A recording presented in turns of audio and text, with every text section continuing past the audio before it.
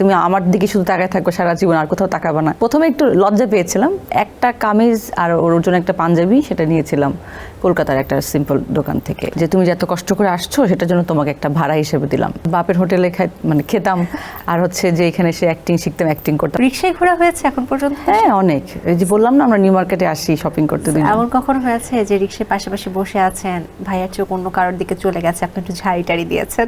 না, এখনো তো অনেক দিন হয়নি সম্পর্কে, আস্তে আস্তে শুরু হচ্ছে।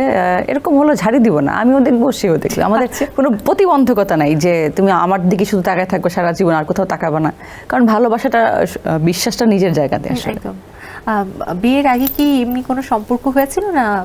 পারিবারিকভাবে, একদম পারিবারিকভাবে। ইডেন বে কক্সবাজার সমুদ্র সৈকতের উপর নিজেদের একটি ঠিকানা। মাত্র 5 লাখ টাকায় আপনিও হয়ে যেতে পারেন এই হোটেলের মালিক। ইডেন বে, a concern of ভাইয়া হোটেলস। অর্থাৎ কোনো প্রকার কথাবার্তা জাস্ট হয়েছিল, যেহেতু একসাথে কাজ করছি। না, বন্ধু, আমরা তো বন্ধু আসলে, সেটা বললাম ওইভাবে আসলে। বিয়ের প্রপোজালটা আপনার পরিবার থেকে করা হয়েছে? তার পরিবার, সালমানের ফ্যামিলি থেকে। ওকে, সো যখন আপনি জানতে পারলেন যে বিয়ের কথা আগাচ্ছে, কেমন লাগছিল? প্রথমে দুজনে একটু উইয়ার্ড লেগেছে যে আসলে কি রে, এইভাবে ফ্রেন্ড বন্ধু এরকম হয়ে যাবে। হ্যাঁ, হোক, সমস্যা কি, মানুষ জেনে শুনে একটা মানুষের সাথে থাকাটা ওইটা আসলে লাকের ব্যাপার। তো প্রথমে একটু লজ্জা পেয়েছিলাম, পরে ওকে ফাইন, সমস্যা নেই।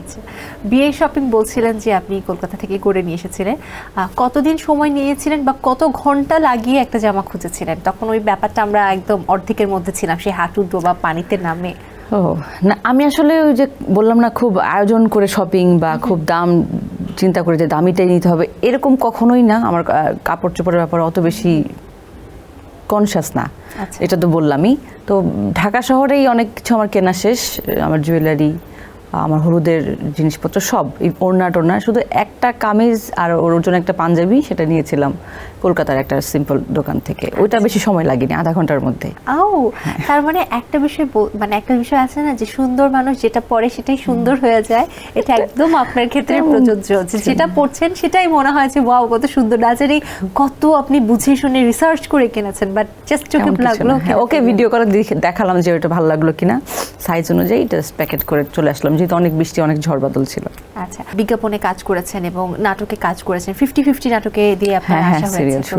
সেই সময় আসলে পারিশ্রমিকের রেঞ্জটা কেমন ছিল? অনেক কম, মানে এখনকার অনেক কম। এখন যেমন আমাদের কনভেন্স বলে একটা কথা, তখন কনভেন্স দেওয়া হতো যে তুমি যে এত কষ্ট করে আসছো সেটার জন্য তোমাকে একটা ভাড়া হিসেবে দিলাম, তুমি শিখো কাজ, আস্তে আস্তে তোমার রেমুনারেশন বাড়বে। তো ওটাতে আমার কোনো কথা, মানে আপত্তি ছিল না, কারণ আমি এত বড় বড় ডিরেক্টর, এত বড় বড় আর্টিস্ট যাদেরকে টিভিতে দেখে আমি কাজ করতে চাচ্ছিলাম, তাদের সাথে কাজ করছি। তো ওটা আমার কাছে গায়েই লাগতো না, কারণ বাপের হোটেলে খেতাম, আর হচ্ছে যে এখানে এসে অ্যাক্টিং শিখতাম, অ্যাক্টিং করতাম, আর সবাই চিনছে জানছে, অনেক ফেম হচ্ছে, শেখাটাও হচ্ছে, ওইটাও হচ্ছে।